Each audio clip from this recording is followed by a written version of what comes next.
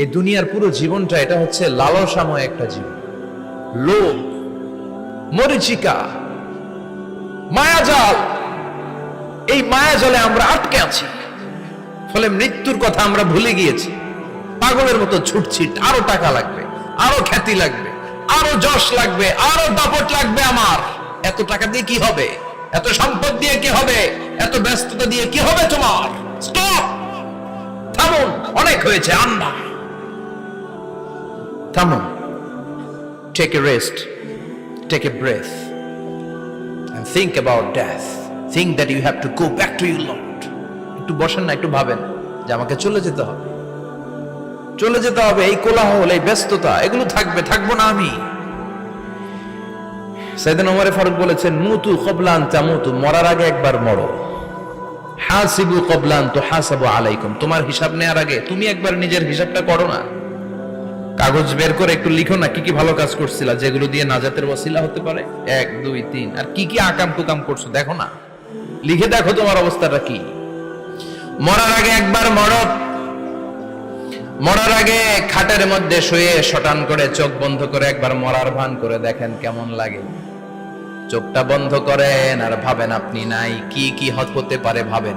আপনার ছেলে মেয়েরা কান্না জুড়ে দিবে, আপনার প্রাণের স্ত্রী বিলাপ শুরু করে দিবে, বন্ধু বান্ধবের চিৎকার আর মাতম, স্থানীয় এলাকার মসজিদে ঘোষণা, অমুক এলাকার নিবাসী অমুক ভাই অমুকের ছেলে অমুক দুনিয়ায় নাই। সব আত্মীয়রা চলে আসবে, ফেসবুকে স্ট্যাটাস দেয়া হবে, সবাই সবাইকে জানাবে বিকাল 4টায় অমুক হাই স্কুল ময়দানে আপনার জানাজা। ছুটে আসবে, সবাই ছুটে আসবে আপনাকে শেষ বিদায় দিতে, গুড বাই জানানোর জন্য, আল ওয়াদা, বিদায় জানাতে আসবে সবাই।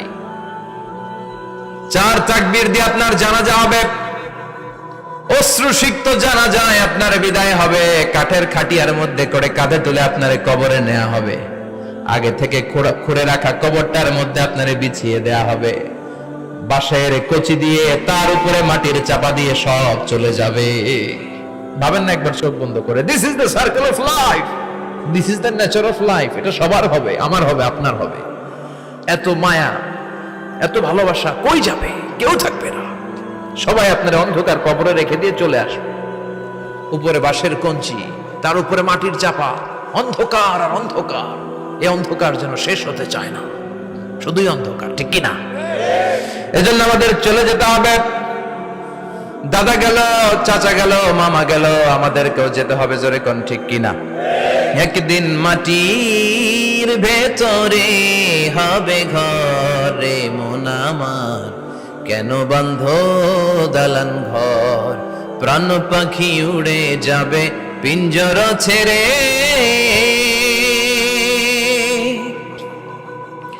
ধরা ধামে সবই রবে, তুমি যাবে চলে। বন্ধু বান্ধব যত, মাতা পিতা দ্বারা সুত, সবই হবে তোমার পরে।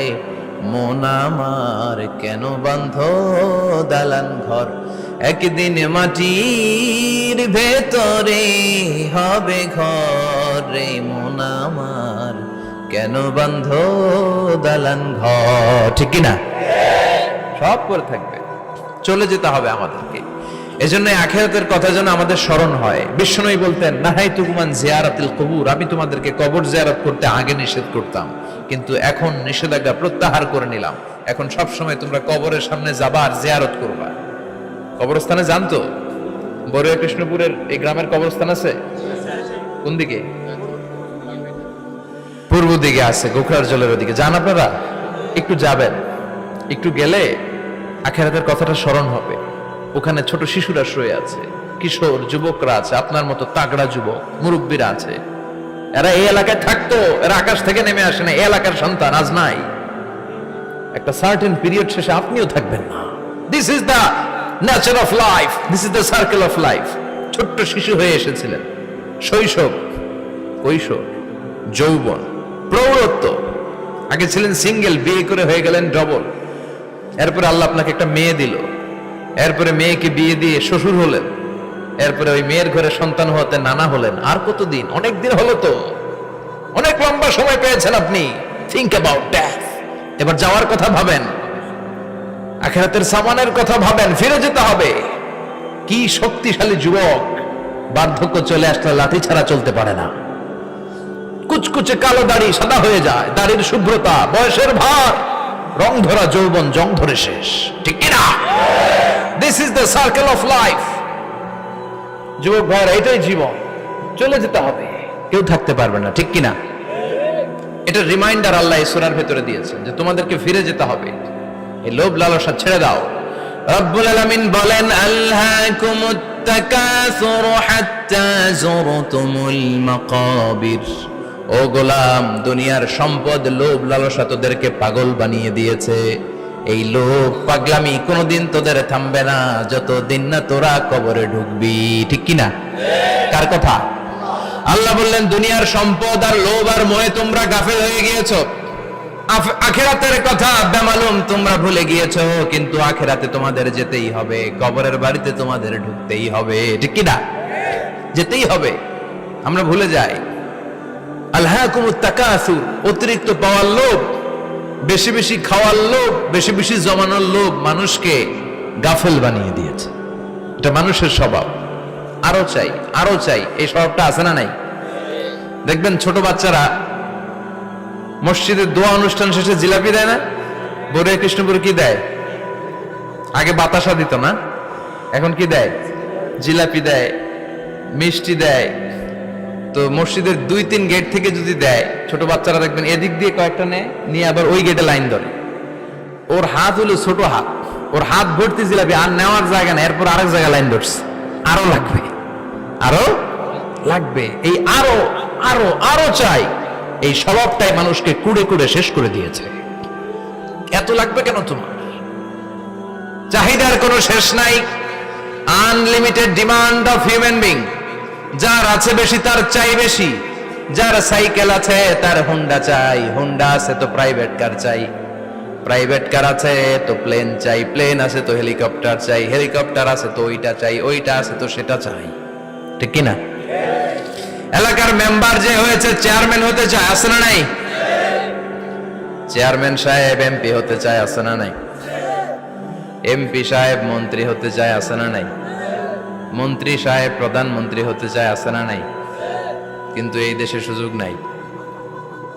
কথা কন, এই দেশে প্রধানমন্ত্রী সিলেক্টেড, 2-3 জনের বাইরে কেউ প্রধানমন্ত্রী হতে পারবি না, ঠিক কিনা? আমার এই জীবনে তো আমি 2-3 জনই দেখলাম। বেগম খালেদা জিয়া, মাননীয় প্রধানমন্ত্রী শেখ হাসিনার ছোট্টবেলা দেখেছি এরশাদকে, আমরা তখন ছোট। তো মানুষের চাহিদার কোনো শেষ নাই, যার আছে বেশি তার চাই বেশি। এজন্য বিষ্ণু বলেছেন, উনজুরু ইলা মান হুয়া আসফালা মিন, তোমার চেয়ে যে খারাপ আছে ওর দিকে তাকাও। ওয়ালা তানজুর মান হুয়া আ'লা মিন, তোমার চেয়ে যে ভালো আছে ওর দিকে তাকায়ও না, তোমার চেয়ে যে খারাপ অবস্থানে আছে ওর দিকে তাকাও। অনেকে নিজের অবস্থান নিয়ে সুখী না, এরকম আছে না নাই? আল্লাহ আমার এটা দিল না রে, ওইটা দিল না রে, পাইলাম না রে, কিচ্ছু হয় না, কি করব জীবনে, হতাশ। আসলে আছে কিন্তু অনেক, কিন্তু শুকরিয়া নাই, ডাকাত, ঠিক কিনা? নিজের অবস্থান নিয়ে সুখী না, কিন্তু অনেক লোক আছে তারা আপনার অবস্থানে পৌঁছতে চায়। তাদের দিকে তাকিয়ে দেখেন, আপনি যে অবস্থানে আছেন এই অবস্থানে পৌঁছাটা অনেকের কাছে স্বপ্ন। তারা প্রতিনিয়ত সংগ্রাম আর স্ট্রাগল করে যাচ্ছে আপনার অবস্থানে পৌঁছতে, আর আপনি এটা নিয়ে সন্তুষ্ট না। শেখ সাদির নাম শুনেছেন? বালাগাল উলা কাশাফাদ দুজা, এই কবিতাটার রচয়িতা ইরানের বিখ্যাত এক কবি। উনি একবার আর্থিক সমস্যার মধ্যে দিয়ে সময় কাটাচ্ছেন, টাকা নাই, পয়সা নাই, পায়ে দেওয়ার মতো জুতা নাই। উনি খুব দুঃখ পেলেন, হায় রে, আমি ইরানের এত বড় কবি, আমার পায়ে দেওয়ার মতো জুতা নাই। দুঃখ ভরা মন নিয়ে রাস্তায় হাঁটতে বেরোলেন। হাঁটতে হাঁটতে হঠাৎ দেখলেন একটা লোক শুয়ে শুয়ে কাঁদছে, ওই লোকটার 2টা পাই নাই, পাই নাই। উনি সেজদায় পড়ে গেলেন, আল্লাহর কাছে ক্ষমা চাইলেন, আল্লাহ অনেক দিয়েছো, শুকর আলহামদুলিল্লাহ। এজন্য যেই পরিস্থিতিতেই থাকি না কেন আমরা কি পড়বো? জোরে বলেন, কি পড়বো?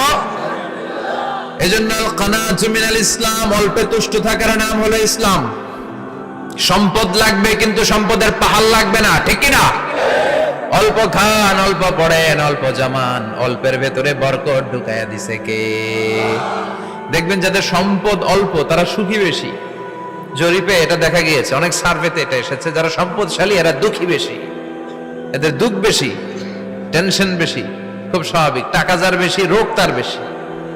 টাকা যার বেশি, টেনশন তার বেশি। টাকা যার বেশি, ঘরে শান্তি তার কম। আছে না নাই? ঘরের ভেতরে অশান্তি, ছেলে কথা শোনে না, ছেলে টানে গাঞ্জা, মেয়ে করে পরকিয়া। আছে না নাই? স্ত্রী কথা শুনে না, ভালোবাসা নাই, ঘরটা জাহান্নামের টুকরা। রোগ বালাই, এক একটা হসপিটাল বিল পরিশোধ করতে মাসে 5 লাখ 10 লাখ। আছে না নাই? কিছু খেতে পারে না, ডাক্তার একেবারে ডায়েট মেনু বেঁধে দিয়েছে। Diet, very diet menu. এটা এটা এটা এটা কিছুই খাবেন না, শুধু গরু খাবেন না, খাসি খাবেন না, চিংড়ি খাবেন না, খালি ঘাস খাবেন। ইচ্ছে মতো ঘাস খাবেন, মানে ঘাস জাতীয় যত আইটেম আছে সব খাবেন। শাক খাবেন, সবজি খাবেন, সালাদ খাবেন। গরু, চিংড়ি, মুরগি, গোশত, ইলিশ কিছু খেতে পারে না। তাহলে রোগ বেশি, খাওয়ার মজা নাই, ঘরে সাংসারিক শান্তি নাই, খালি ব্যারাম আর ব্যারাম। ঠিক কিনা? কিন্তু সম্পদের পাহাড় ঘটেছে। আর অল্প যারা খায়, অল্প পড়ে, রিক্সাওয়ালা, কুলিওয়ালা, অল্প বেতনের চাকরি, কিন্তু হক হালালি মেনে চলে, দেখবেন শান্তি আছে অনেক। হ্যাঁ, বাসা ভাড়া দেয়, ফ্যামিলি চালায়, বাচ্চাদের স্কুল বিল, এরপরও মাস শেষে 1-2 হাজার টাকা হাতে থেকে যায়। আর ওর প্রতি মাসে 10 কোটি টাকা ইনকাম, তারপরও ব্যাংকের ঋণ আছে না নাই? সুখ কারে বলে? কিভাবে আপনি সুখকে ডিফাইন করবেন? সুখ তো টাকায় কিনা যায় না। শান্তি টাকা দিয়ে হয় না, শান্তি দেওয়ার মালিক কে? শান্তি আছে অল্প খেয়ে শুকর করার মধ্যে, শান্তি আছে আলহামদুলিল্লাহর মধ্যে। চিল্লায় বলেন ঠিক কিনা? এজন্য অল্প খাবো, অল্প পড়বো, অল্প জামাবো, অল্পের ভেতরে বরকত দিয়েছে কে? দেখেন, ধনী ভাইরা খেতে পারে না, কিন্তু রিক্সাওয়ালার কি সমস্যা হয়? রিক্সাওয়ালারা সব খেতে পারে। কুলিওয়ালা, দিন মজুর, এরা একেবারে স্লিম সুঠাম দেহি, মেদহীন পেট, পেটে কোনো মেদ নাই, ভুড়ি নাই। আর কোটিপতিদের মেদ আছে না নাই? এত বড় বড় পেট। ঠিক কিনা? আমাদেরও পেট আছে, তবে হালাল পেট। এটা হারাম টাকা দিয়ে এই ভুড়ি বানাই নাই আমরা। ছেলে বলেন ঠিক কিনা? রিক্সাওয়ালা, কুলিওয়ালা নিজেও নামাজ পড়ে, বউ নামাজ পড়ে, বাচ্চাটাও নামাজ পড়ে, রিক্সা চালায় আর জিকির করে লা ইলাহা